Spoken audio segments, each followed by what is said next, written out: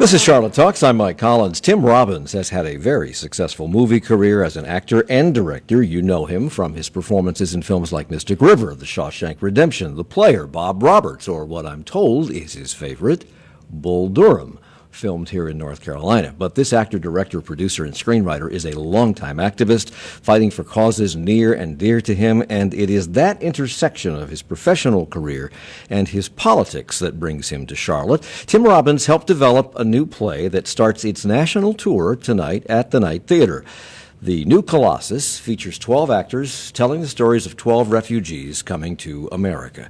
It's a production of the Actors Gang, which Robbins founded in the early 1980s. From its inception, that group has expressed political observations through theater. So, in advance of the new Colossus opening here tonight, we explore this new play with Tim Robbins, who joins us right now in our Spirit Square studio. Good morning. Welcome. Thank you. Thanks for having me, Mike. Nice to have you here. You're looking at me funny. I'm going to be intimidated now. Piercing eyes. You come from a show business family. I didn't know this about you. Your mom was an actress.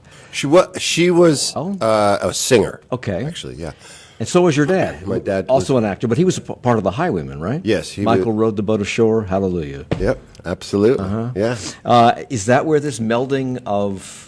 I don't know, because they were both kind of, you were living in Greenwich Village, and it was kind of a bohemian atmosphere. Is that where this came from in you, this melding of show business and activism?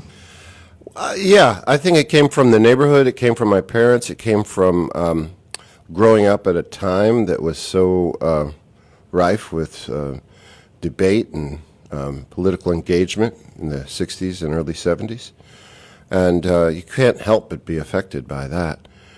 Greenwich Village was kind of the ground central for a lot of the progressive movements at the time. Were you aware of that back then, or did it just seem normal to you? It's funny because you're not. You think all the world is like this, and it wasn't until I went to college that I understood that the rest of the world wasn't. And you went to UCLA. I did, but the first 2 years I went to a state college in upstate New York called Plattsburgh State. Okay. And then I transferred to UCLA when I was a junior. Born in California, raised in New York City. What was UCLA like for somebody who was on the East? I don't like the West Coast, so I mean, I just think I don't like it. So, okay. What was your reaction? Fine. Well, I love it. I spent my first 3 years of life in West Covina, California. And then, gracefully, my father found Greenwich Village and raised the family there. And then when I went to college, I still had family out there. My grandparents were there, and my brother was living there.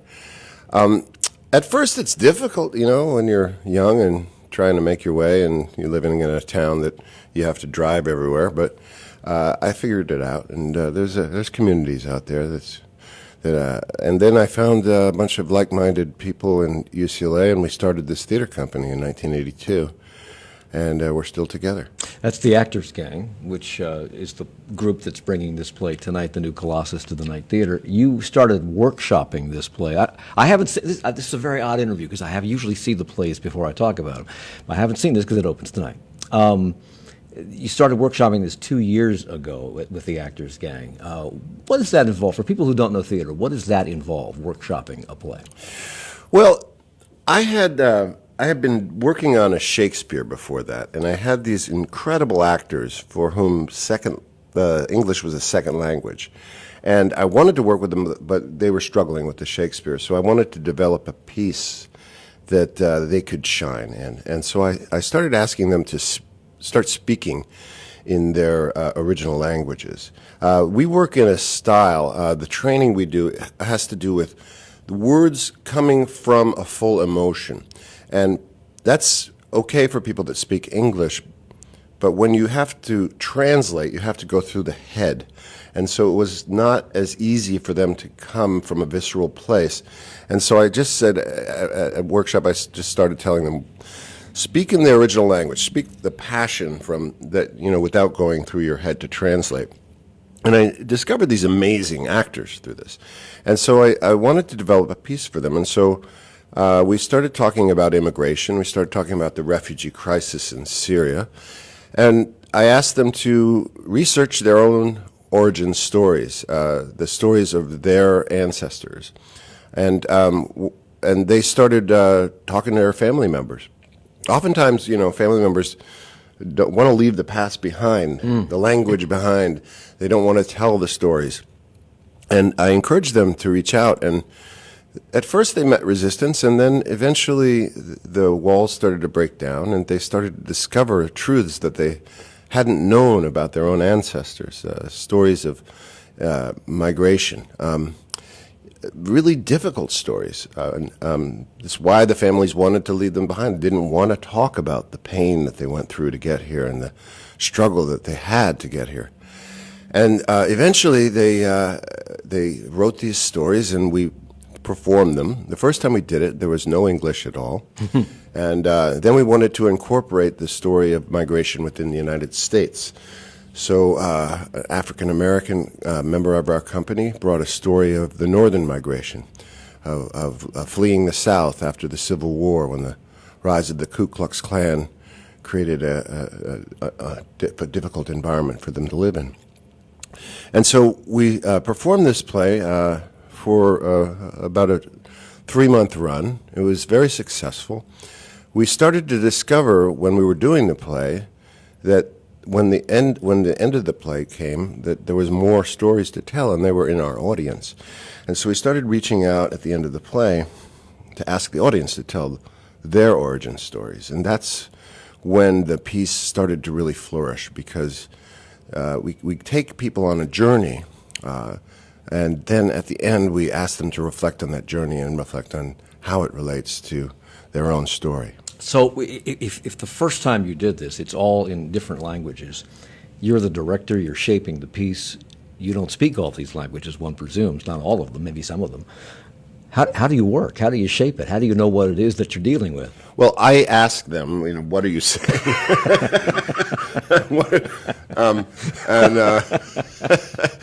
And they wrote it down in English for me.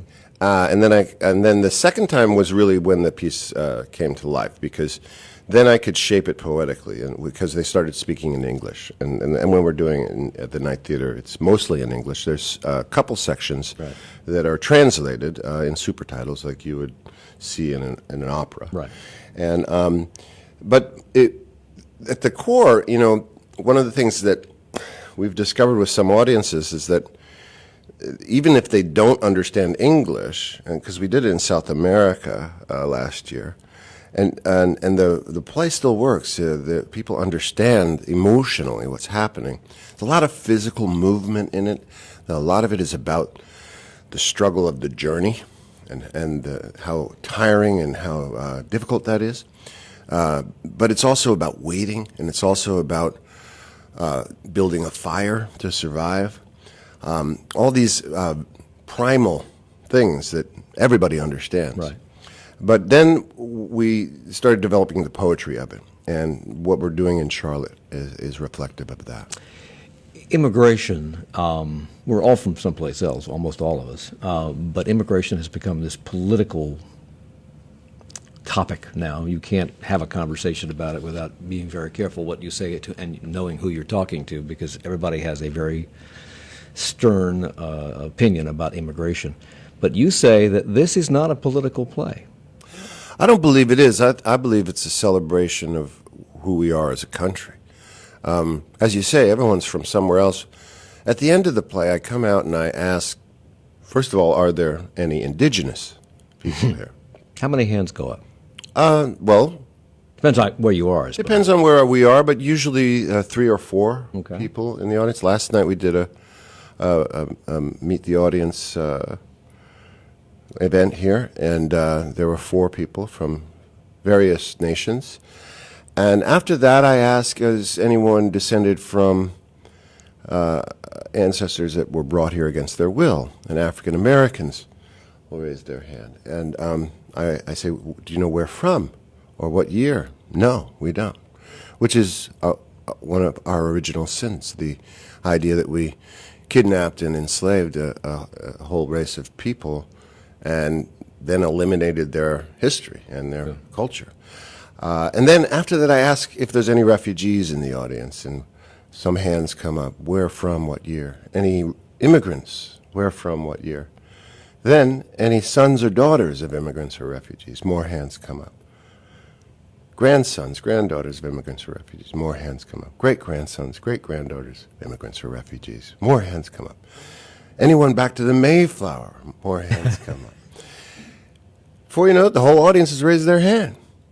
And what is nice about it is that people understand at that point, well, yeah, this is our story. Well, the story we've been saying, we tell the story of people from 1868 to 2017. Last night, we had 4 people that are descended from the Mayflower in our audience. And they knew the names. Oh, my goodness. Called out their names. This is, I think, what kind of makes us great as a country and unique. If you think about it, you think about the concept of a collective DNA. What is that? What makes us up? Well, first of all, we're descended from people that said no. They said no to famine. They said no to religious oppression. They said, no, we will not live in this environment anymore. We will risk our lives to get out of it.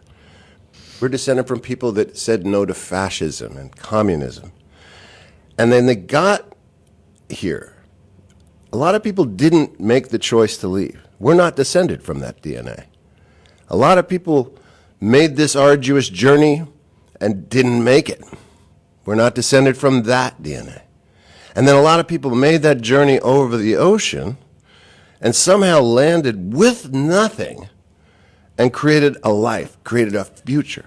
We're descended from that DNA. And if you think about it that way, something we share, which is kind of mythic, I believe it's a hero's journey. And I believe the people that are doing that journey today are risking their lives to do it with no assurance that they will be allowed in. Think about that. That's a pretty brave thing to do. Yeah. And also desperate because they're fleeing from something that they find intolerable. And they will not tolerate that future for their children. And they make the choice to risk their lives to try to find a better future. I think there's something deeply inspiring in that. And I think that's something that we also can understand is our ancestors' story, whether it's 2 generations ago, 5 generations ago, or yesterday. It's a common link that we all have.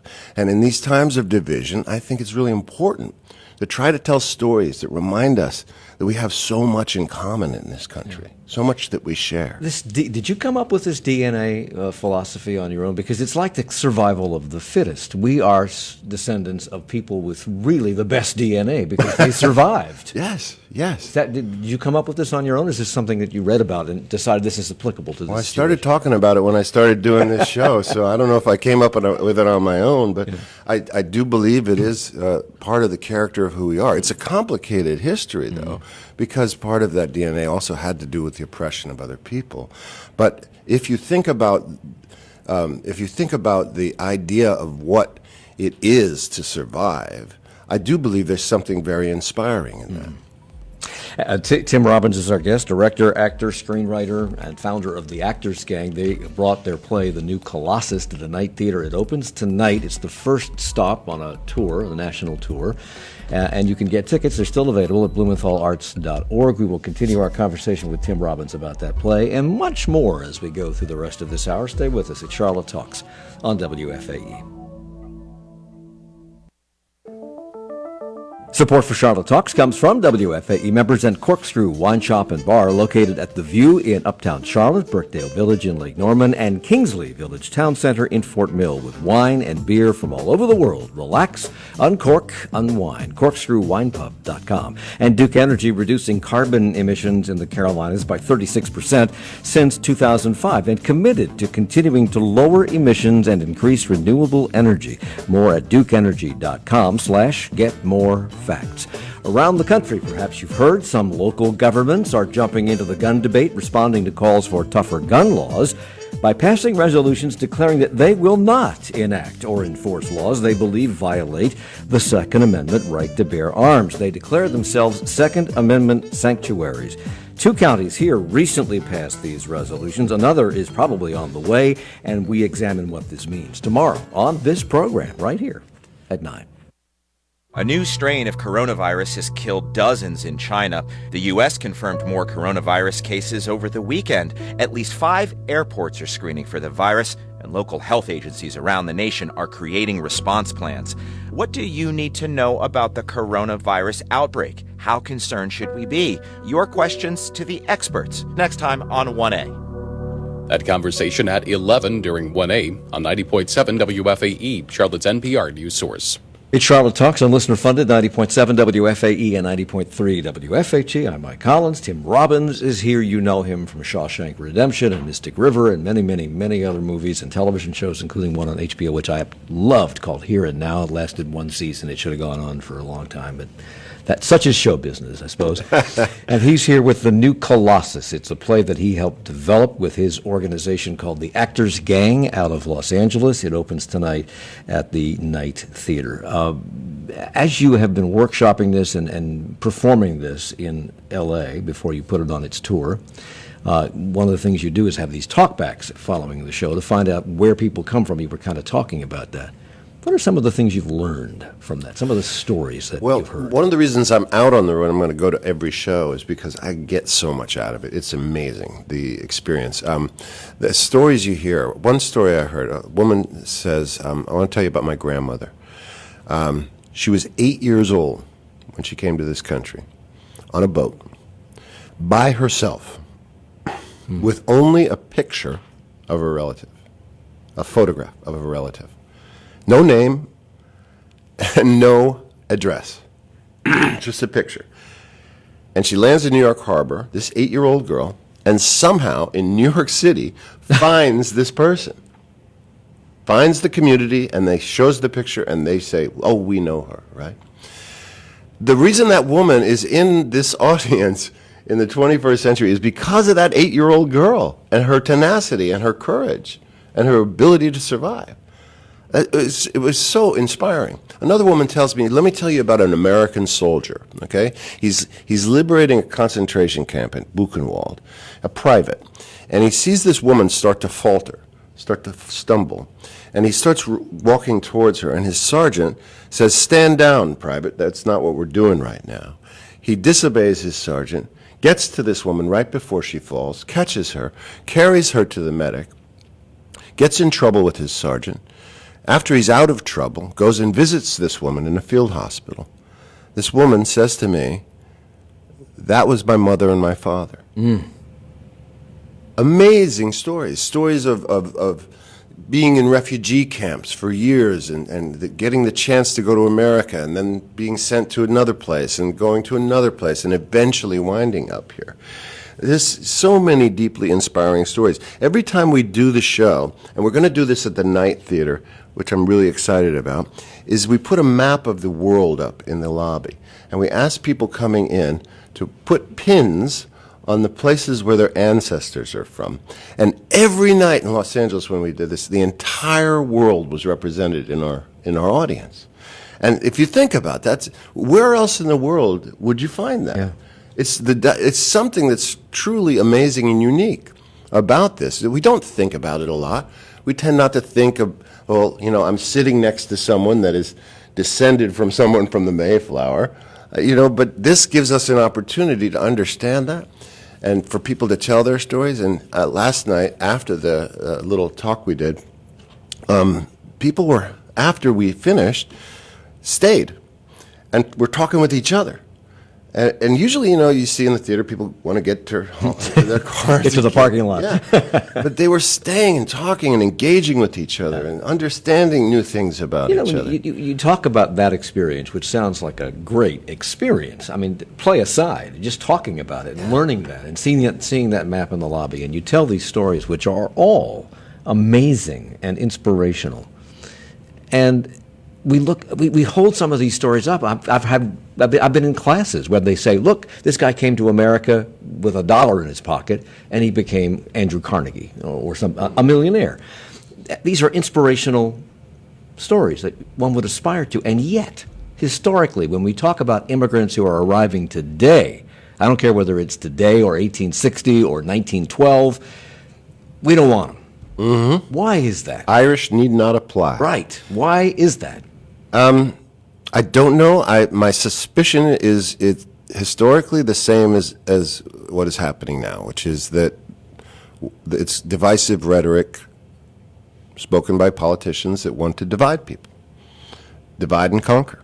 It's been a time-honored strategy to stay in power, divide and conquer. As long as they're fighting with each other, they're not going to notice what we're doing.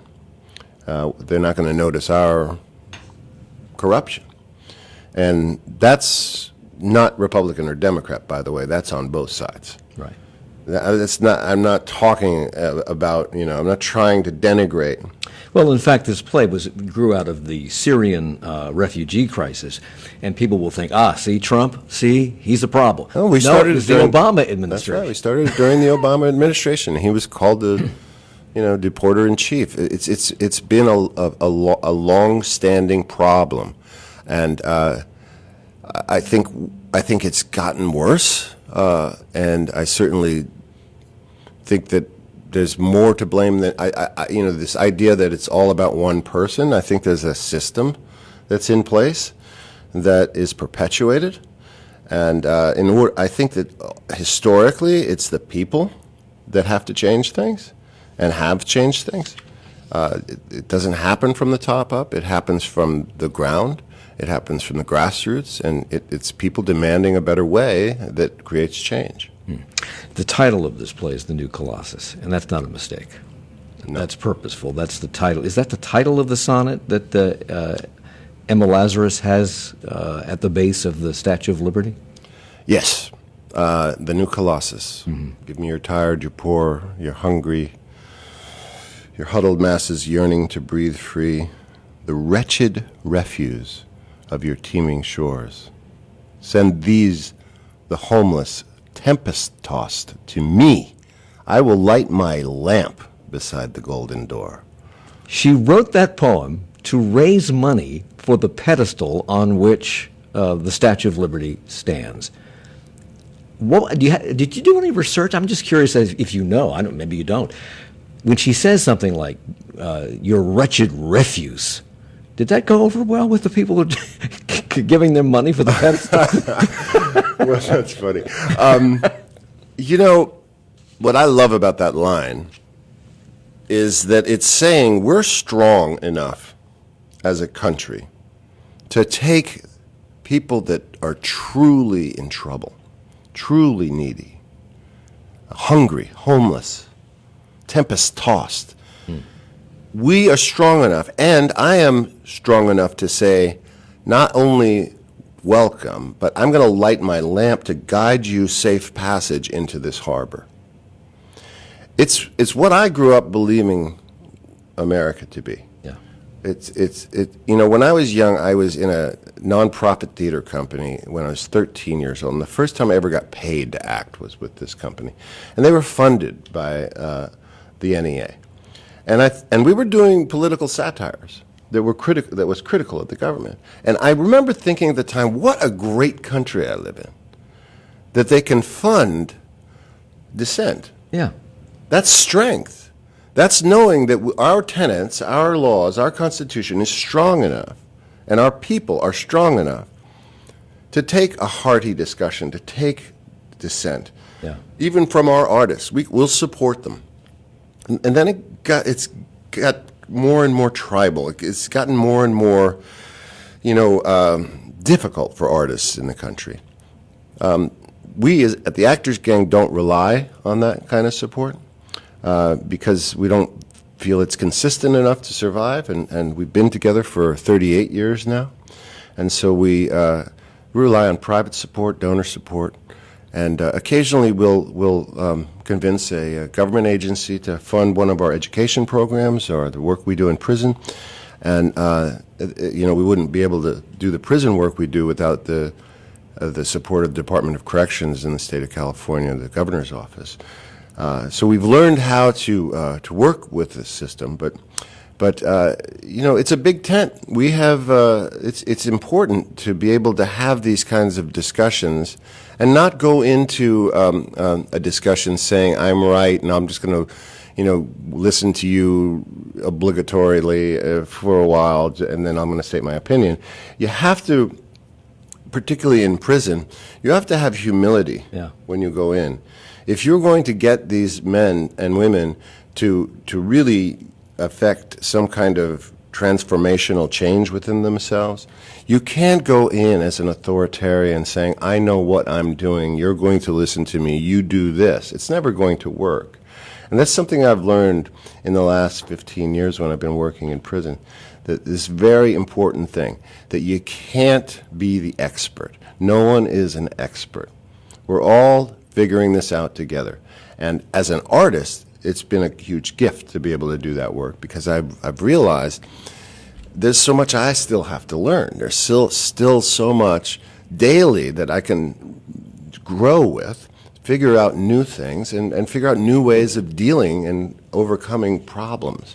You're the founder of this group, the Actors Gang, and also the artistic director. I think it's been around for, 38 years. Years. It's an eternity for a theater company. For a nonprofit, yes. It's an eternity. But aside from the work that you produce for audiences that come to see your shows, and this one that is at the Night Theater beginning tonight, as you said, you go into prisons. You also are, you send people into the unified school system in Los Angeles to teach elementary, middle, and high school students. Yeah, oftentimes in continuation high schools, which means it's either that or prison. It's kids that are in trouble. And when we go into prison, we ask for the people that are the most difficult. We ask for the shot callers. We ask for the people that are gang leaders. We want to have it so that we have it racially mixed and across gang lines. And so that's the whole purpose of the work. We don't want the well-behaved, because they're already, trustees, and they're already doing okay. Right. So we start there, and somehow the work that we do, we found out, like 13 years ago, we found out, oh my goodness, this works. This actually has an effect on these What people. has been the result of that, both in the school system and also in the prisons? What's been the result? Well, in the prisons, basically what it does is it allows these people to find emotions that they have not been in touch with for many years. We do that by allowing them to play characters from the Commedia dell'arte, which is a 500-year-old art form from Italy. And stock characters. The rich old man that wants his young daughter to marry one of his business associates, and she's in love with this young man who doesn't have as much money, and the servants somehow figure out a way in the course of every scenario to humiliate the master and for true love to survive. And they told these stories in the public square. So it's kind of the people's theater. They were also talking about power, the power of love over the power of the purse. And so in a ways, it was a subversive story, and so they were kind of itinerant companies. They would do their show and then get the hell out of town because they were in danger of whatever satire they had done that day. And so they play these characters, which allows them to express emotion. And you have to understand, in prison there's one predominant emotion. It's anger. It's your mask. It's what the guys tell us after they start to put the makeup on. They start saying, I didn't realize I was wearing a mask on the yard for the last 30 years because I'm worth more than this angry mask. The angry mask is to survive. That's your emotion in prison. If you show fear, if you show sadness, if you show happiness, it is compromising. You will be compromised. So this is a room that allows them to not only get in touch with these emotions, but start to share these emotions. And there's a particular exercise we do that's really moving. And what I would do is I take them to a funeral of one of the characters. And I ask them all to reflect and to say something under their breath about the person that's died, and to place a flower in the grave. And you can see that they're visibly you can see that they're really in a state of sorrow. Whether they're cooking up funerals they've been to or funerals they couldn't attend because they've been incarcerated, funerals of parents and sisters and brothers. And then I ask them, after they've all reflected, I ask them to look at each other. And that's the moment when all the walls start to break down, because they look at each other and they understand they're looking in the eye of their former enemy and they see a shared sorrow, a shared empathy. And this is what starts to shift it. And then I say, if you want to, you can comfort the other person. And then you see former enemies start to embrace. And that's when it changes. Because that bond is a deeper bond than the superficial bond that got them into that gang in the first place. Wow. And Where did you learn this?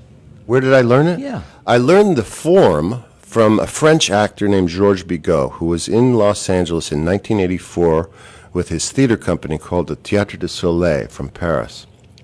And he stayed behind and ran this workshop in the Commedia dell'arte. And it had a profound effect on me because I started to understand, first of all, if you're going to be on a stage, you owe the audience a lot. And he would kick me off stage every time I would enter. And I was a working actor at this point, I was a professional actor. And I'd make entrances and he'd go, no, get off. And I was like, what am I doing wrong? I get paid for this. No, stop, no, go back.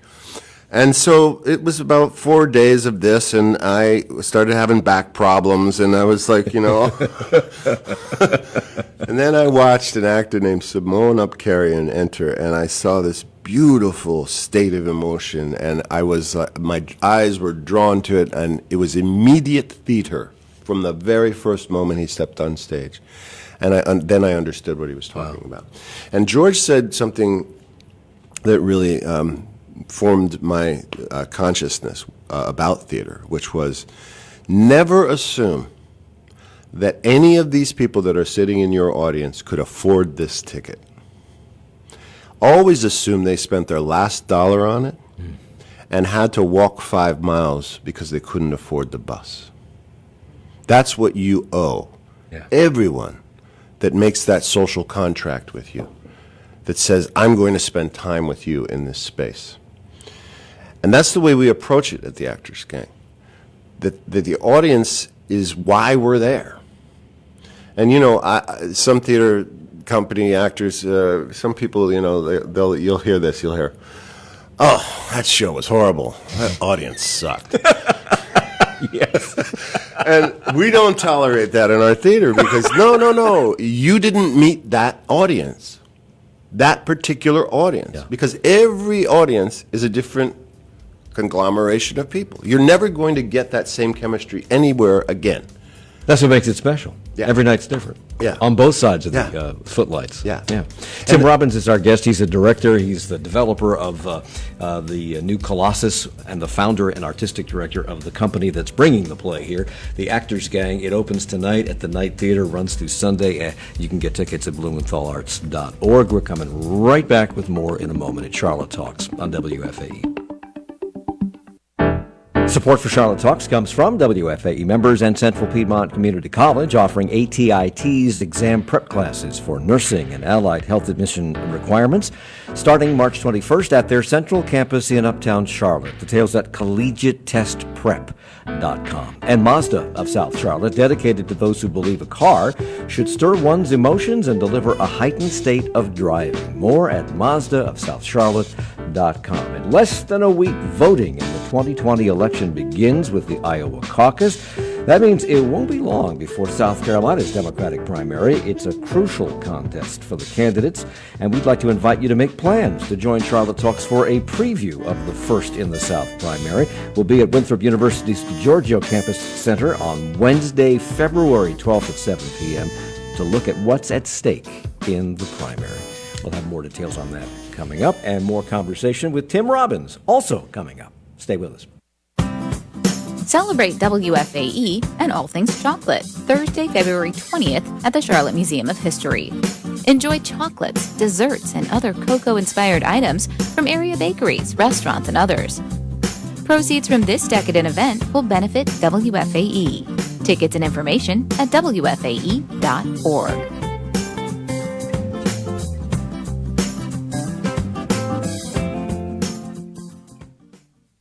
It's Charlotte Talks on listener-funded 90.7 WFAE and 90.3 WFHE. I'm Mike Collins. Tim Robbins is here. His play, The New Colossus, which he helped develop with his organization, the Actors Gang, out of Los Angeles, opens its national tour tonight at the Night Theater, BlumenthalArts.org for tickets. I'm sorry, we were coming back on the air. You were saying you could tell the story about. Oh, well, you know, it's irrelevant now because there was a siren passing, yes, right? we didn't hear it. And when we do the play in Los Angeles, anytime a siren passes, everyone hides. Oh, really? Oh, great. So it's so immediate because it's so we're in a soundproof theater tonight, so that won't happen. But you also work with kids. You've talked about the prisoners. These kids that you work with in the LA school system, as you say, you don't want to work with the well-adjusted. You want to work with the kids who are struggling and who are having problems. And at the elementary, the middle, and the high school level. High school, I understand. But I kind of understand the elementary school because I've read to kids in elementary school. And in the first and second grades, their eyes are bright and they're like saucers. You could be reading just a little stupid little children's book and they just love it. They're into the story. Then you get to the third or fourth grade. And you can look into the eyes of some of the kids, and the light has been extinguished. It's gone out. You're right. You're right. And those are the kids you're working with. Yeah. Well, it's kind of the way I look at it is, it's the same way, you know, in prison. There's four emotions. There's happiness, sadness, anger, and fear. From the very start, a child is told, don't be sad. What are you angry about? Don't you give me any lip. What are you scared of? Don't be a scaredy cat. Think about that. The messaging that happens to a child. Don't. Just be happy. Well, sorry, but that's not the way life is. And so to allow the kids a space where they can play these characters and be furious and be terrified and be absolutely devastated in sadness. It allows them the legitimacy of their emotions. It's what the arts and theater can do for in education. That's why I believe it's absolutely essential as math and science and English. Because we're talking about the idea of being able to stand in your own feet and know what you are and who you are. And a kid that is able to express themselves honestly is going to stand a much better chance in life. I work with kids that when they walk in the first day, it's like they're traumatized. They can't make eye contact. They're reserved. They're shut off. And we start playing games with them. And the games have to do with collective achievement, not with individual achievement. They're not competitive games. It's not about winning. It's about winning together. It's how do we do this thing together so that we achieve success.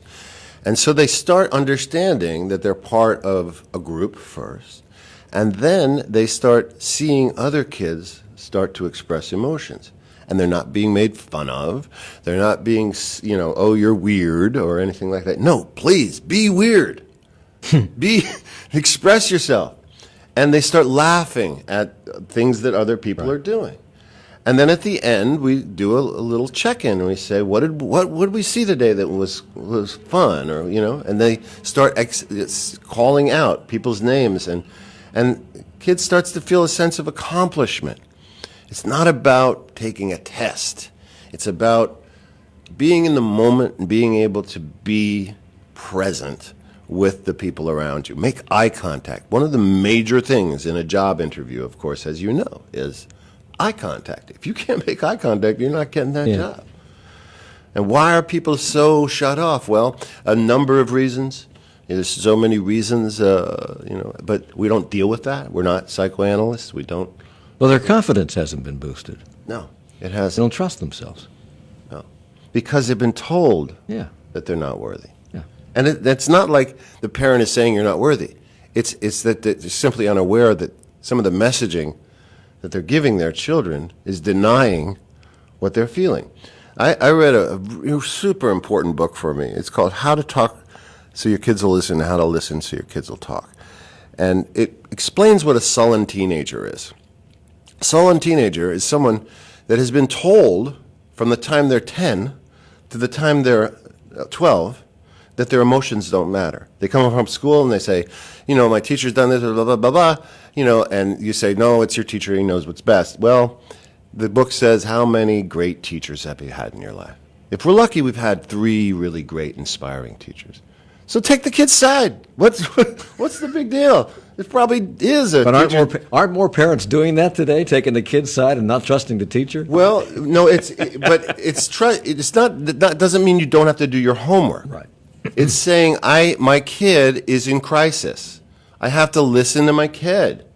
And it doesn't mean that the teacher's wrong. It's that the teacher's overwhelmed. He's got 30 kids in the classroom, and he might have lashed out and made my kid feel terrible. So why not say, yeah, I hear you. I understand. That's horrible, right? You still have to do your homework, but I get it. I was there myself. Another thing happens in middle school. Kid comes home, has been friends with this kid since kindergarten. Kid comes home, says, Judy is now excluded me from the clique. My best friend from kindergarten is now excluded me. And we as parents try to make it better from our own experience, put it in perspective. Hey, it's not that big of a deal. It's not, I'm sure Judy didn't mean it. Well, think about it. The kid's in crisis. You should respond like you would with your partner. If your partner comes home and says, my boss yelled at me and this, you're not going to say, well, I'm sure your boss had the reason to do it. So it's about receiving the kid, right? And it's about saying, oh my good, I don't know what I would do if I was in that situation. Well, that situation. That's horrible. terrible, yeah. That's horrible. She's your best friend from kindergarten. It allows a line of communication to remain open through those crucial years, so that they're not sullen teenagers, not shutting the door on you because their emotions and their crisis has been denied for 3 straight years. So we've talked a lot. It's kind of like therapy, but we've talked a lot about how you work with young people and how you work with prisoners.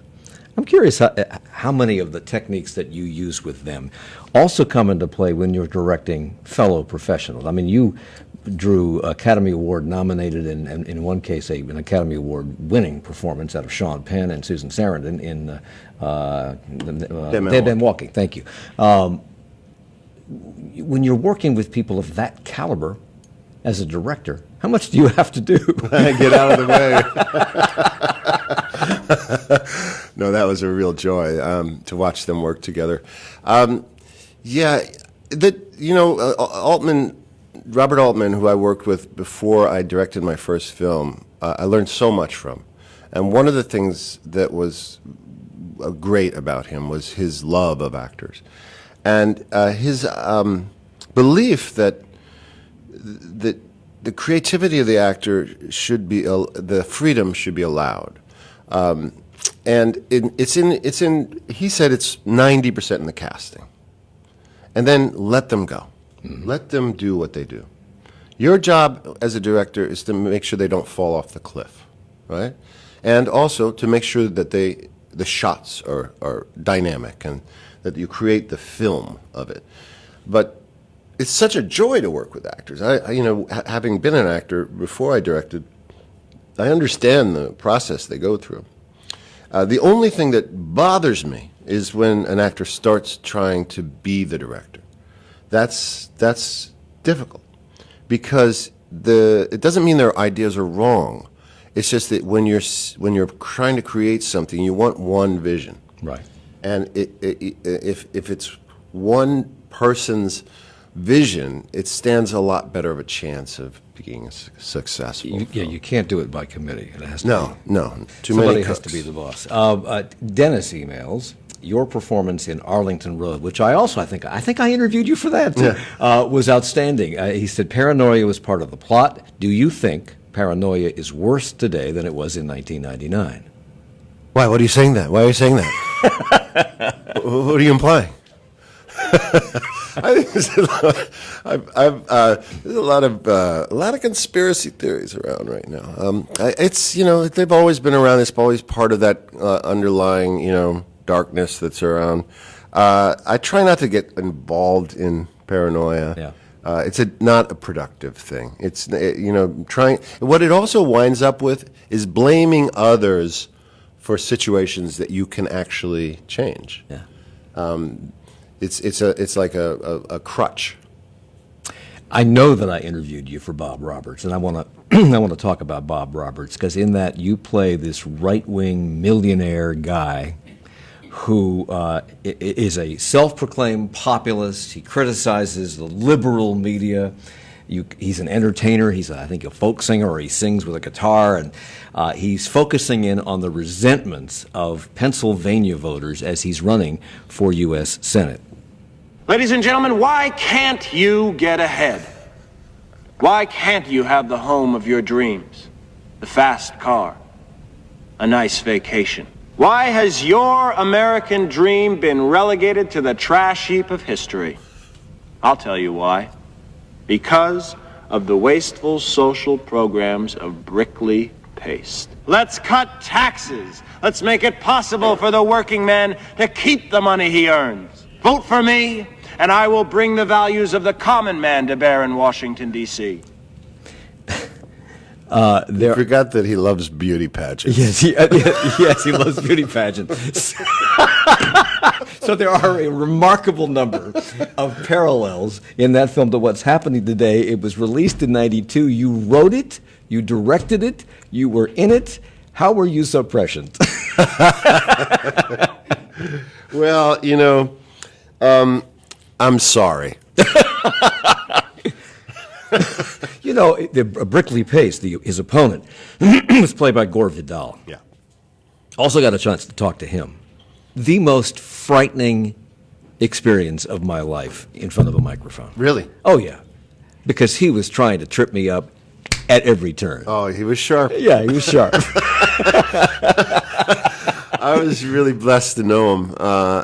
And he gave us such a beautiful gift with his performance in that because he had such insight into the American political process. He grew up in it. His grandfather was a senator, blind, and he would read to him on the Senate floor. So he was steeped in that world for many years. So I remember when we interviewed him, it wasn't on the schedule, and the producers were like, you can't shoot anything extra. You're, over schedule and we're over budget, and we got it. And I told the production designer, I said, listen, give me a desk, give me a flag, make it look like a senator's office.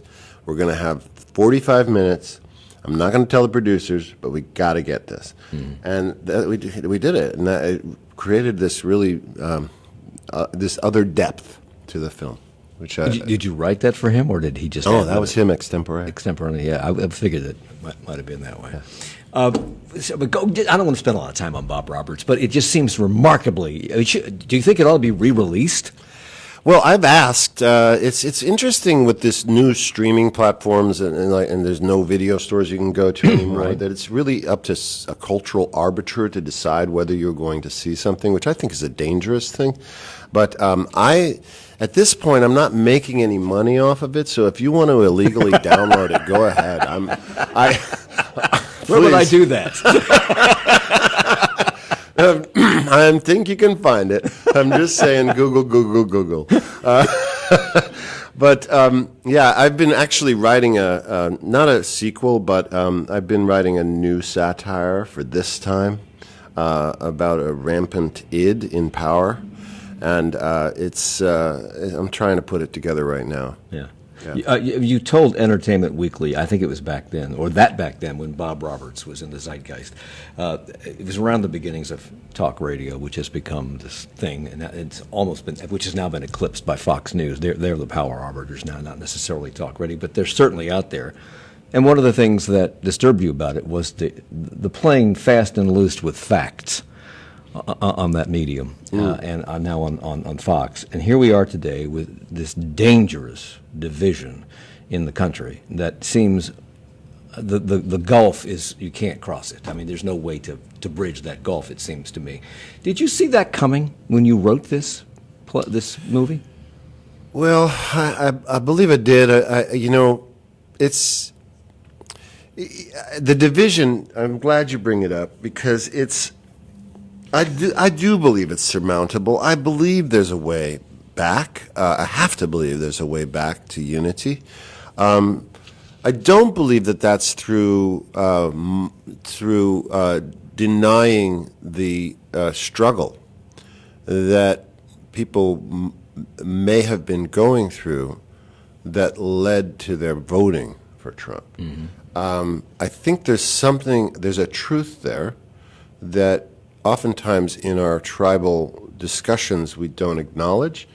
And one of the things I've found with the new Colossus is that this is one way to bridge that gap. I don't want to believe that there are 60 million people that voted for this man that are irredeemable. I can't believe that. That can't be true. I believe there's good hearts amongst those people, and I believe that there's a possibility to find a common ground with some of them. And maybe some of that can be found in the new Colossus, and maybe a better understanding on what happens to immigrants, why they do what they do, why they come here, and the struggle that they went through to get here. It would be helpful. It opens tonight at the Night Theater, runs through Sunday, BlumenthalArts.org. It was developed by the Actors Gang and our guest today, Tim Robbins. Thank you for the hour. Thank you so much, Mike.